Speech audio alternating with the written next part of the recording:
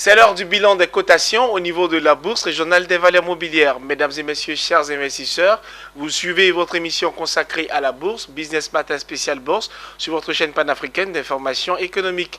Et c'est avec beaucoup de plaisir que nous partagerons avec vous le point des marchés financiers de la semaine allant du 25 au 29 janvier 2021. Bienvenue à toutes et à tous.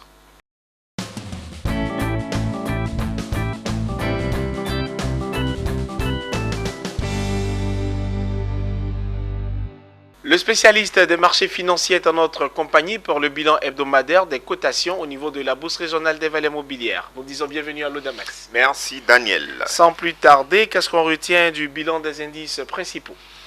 Bien, en ce qui concerne les indices principaux, on retiendra que le BRVM10 a clôturé à 113,79 points, soit une baisse hebdomadaire de 0,52%. Le BRVM Composite est passé de 132,10 à 133,82 points, soit une hausse hebdomadaire de 1,30%. Après les indices principaux, on s'intéresse maintenant aux indices sectoriels.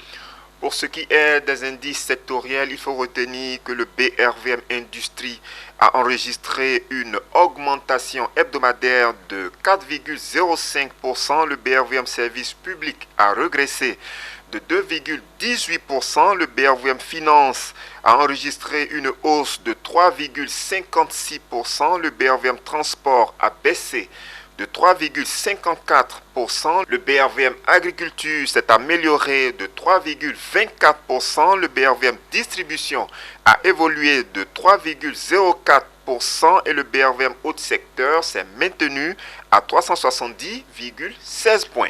Cap à présent sur les 4 plus fortes variations de la semaine, l'Odamas, qu'est-ce qu'on retient des 4 plus fortes hausses de la semaine?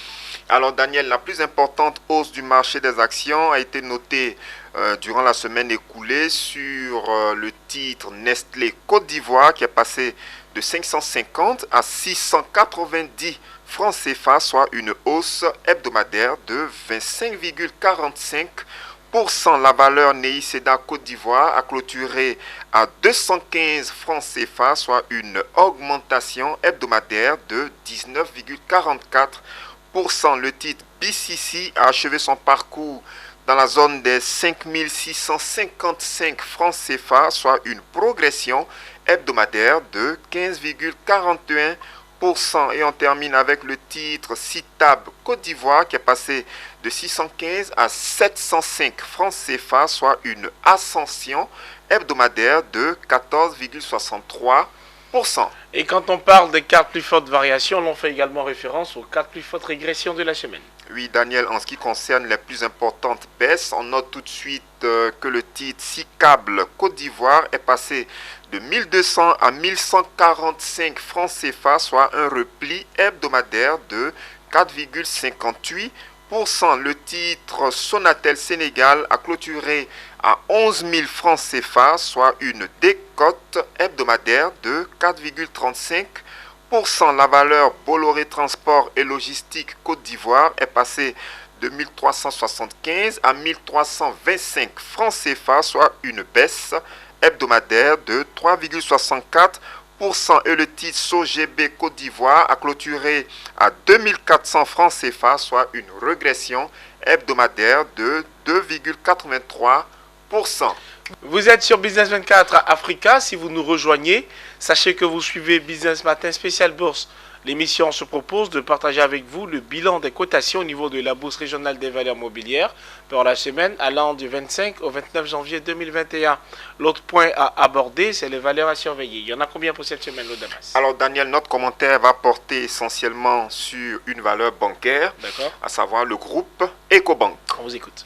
Bien, en ce qui concerne le titre Eti Togo, on va tout de suite rappeler les performances dégagées par cette entreprise au sorti du troisième trimestre 2020. D'accord?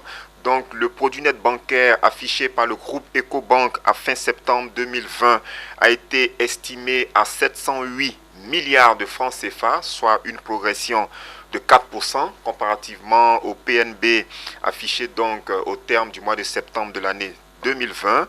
On rappelle également que le résultat d'exploitation s'est chiffré à 164 milliards de francs CFA, soit une baisse de 7%. Le résultat avant impôt a été estimé à 146 milliards de francs CFA, soit une baisse de 17%. Et le résultat net a régressé de 88% pour se retrouver à 15 milliards de francs CFA. Alors, les raisons de cette baisse de performance, Daniel, on va évoquer juste deux principales raisons. Il faut noter que le groupe Ecobank a subi une importante perte monétaire au niveau de sa filiale du Zimbabwe.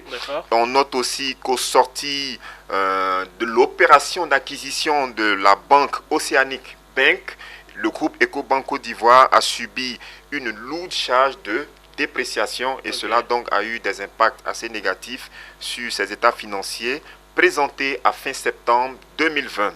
Alors, il nous paraît également important de porter un regard sur les états financiers au sorti de l'exercice 2020, mais il semble également crucial pour nous de préciser que ces états financiers n'ont pas encore été audités par le commissaire aux comptes. Donc, ce sont des états financiers provisoire.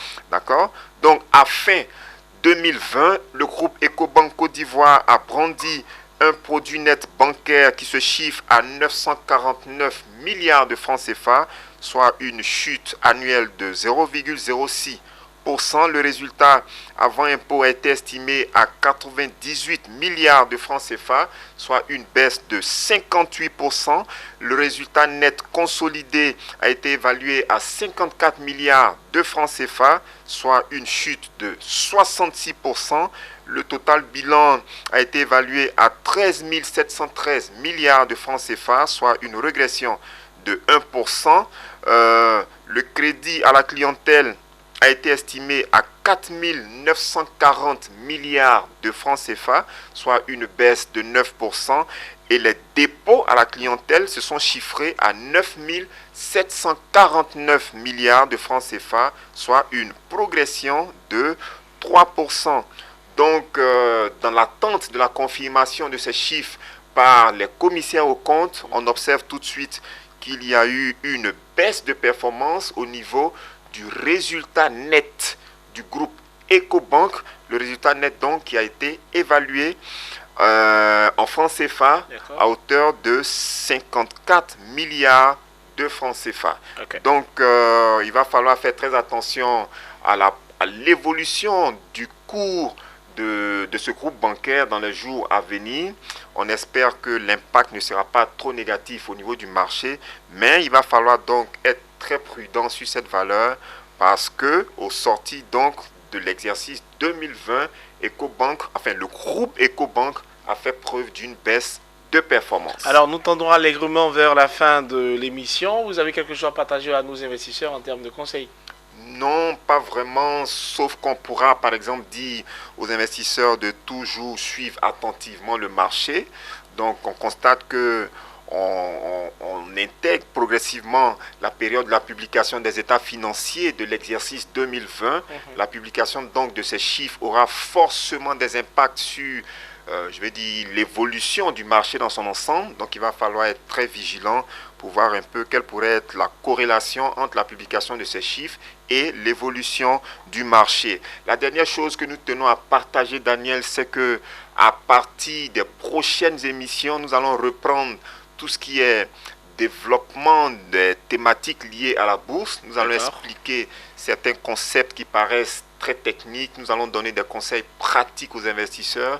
Donc, nous encourageons les téléspectateurs à ne pas rater les prochaines émissions parce qu'elles seront très enrichissantes et nous croyons que cela va contribuer fortement au développement de la culture boursière au niveau de l'espace UMOA. Merci à Damas. Merci Daniel. Et merci à vous, chers investisseurs, de rester fidèles à votre émission consacrée à la bourse, Business Matin Spécial Bourse. J'étais en compagnie du spécialiste des marchés financiers pour le bilan des cotations au niveau de la Bourse régionale des valeurs mobilières en ce qui concerne la semaine allant du 25 au 29 janvier 2021. Bonne suite de programme sur Business 24 Africa. Au revoir.